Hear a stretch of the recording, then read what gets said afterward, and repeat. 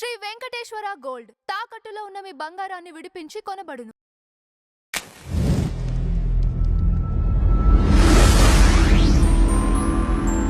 Ma'am, Chiranjeevi గారి సతీమణికి Yadagirigutta membership ఇస్తే దీనికి కూడా ప్రాంతీయవాదాన్ని కలిపి కామెంట్స్ చేయడం పైన మీ అభిప్రాయం ఏంటి? అంటే కామెంట్ చేసిన వాళ్ళు ఒక్క నిమిషం ఆలోచిస్తే బాగుంటుంది.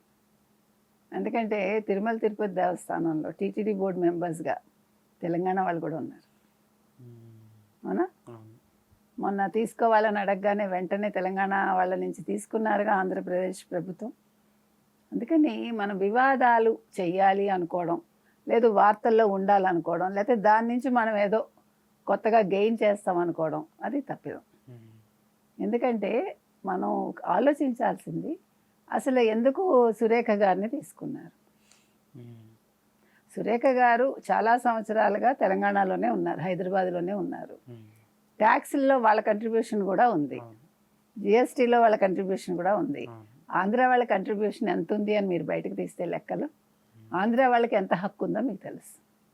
మీరు రాజకీయాల్లో రావద్దు, మీరు సెక్రటేరియట్లో గరిటెలు తిప్పద్దు, కొత్త కొత్త విషయాలు మనకు తెలిసాయి. సెక్రటేరియట్లో వంటలు చేస్తారనే విషయం మనకు అర్థమైంది.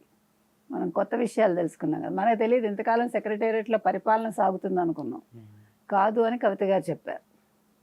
కాబట్టి ఇంతకాలం వాళ్ళు వంటలు చేశారు, మనం రాజకీయాలు చేయాలని అనుకోవట్లా. కానీ వీళ్ళు రెచ్చగొడితే రాజకీయాలు చేస్తారు ఆంధ్ర వాళ్ళు. అవసరం లేదు, మనం ఎక్కడున్నా కష్టపడి పని చేయాలనుకోవటం ఒకటే మన తత్వం అండి. ఇవాళ చిరంజీవి గారు అనే వ్యక్తి ఒక ప్రజారాజ్యం అనే పార్టీ పెట్టి, అది కూడా తెలంగాణలోనే పుట్టింది, జనసేన తెలంగాణలోనే పుట్టింది. కాబట్టి ఆ పార్టీని తీసుకెళ్ళి కాంగ్రెస్లో విలీనం చేసి ఆయన కాంగ్రెస్కి రిజైన్ చేయాల. కాబట్టి ఇవాళ కాంగ్రెస్ ప్రభుత్వం ఉంది, రేవంత్ రెడ్డి గారు ఇష్టపడి ఇచ్చారు ఆవిడకి. ఇంకా మీదట మనం ఒకటి చేయాలి, సురేఖ గారిని చిరంజీవి గారి భార్య అనకూడదు. సురేఖ గారు చిరంజీవి గారి భార్య అనే కంటే సురేఖ గారి భర్త చిరంజీవి గారు అనండి. ఎందుకంటే ఇవాళ ఆవిడ కూడా ఒక పదవిలో ఉన్నారు. ఇదేంటంటే టీటీడీ బోర్డు సభ్యులు 18 మంది ఉంటారు. సో ఇప్పుడు ఎందుకు ఆవిడకి ఇచ్చారు అంటే, మనం చూసాం టీటీడీలో 18 మంది ఉంటారు పాలక మండలి సభ్యులు. ఇప్పుడు దీన్ని వైటీడీ అన్నారు, యాదగిరిగుట్ట ట్రస్ట్ దేవస్థానం అని అనుకుంటున్నా. దాని ఎక్స్పాన్షన్ నాకు కరెక్ట్ తెలియలేదు. సో వైటీడీలో కూడా తిరుమల తిరుపతి దేవస్థానం తరహాలో దీన్ని చేయాలని ప్రభుత్వం అనుకుంది, రేవంత్ రెడ్డి గారు అనుకున్నారు. సో 18 మందిని తీసుకున్నారు. ఆ 18 మందిలో 2 మహిళలు ఉన్నారు, అందులో సురేఖ గారు ఒకరు. సో సురేఖ గారి గురించి నిన్న చిరంజీవి గారు ఒక మాట అన్నారు, నాకు సురేఖ దీన్ని చేయగలరా లేదా అర్థం కాలేదు అని. మళ్ళా తను ఇంత పెద్ద ఇంటిని తను మెయింటైన్ చేయగలేంది పాలక మండలి సభ్యురాలుగా ఎందుకు చేయలేదు అనుకున్నాను అన్నారు. మహిళలు ఏమైనా చేయగలరు.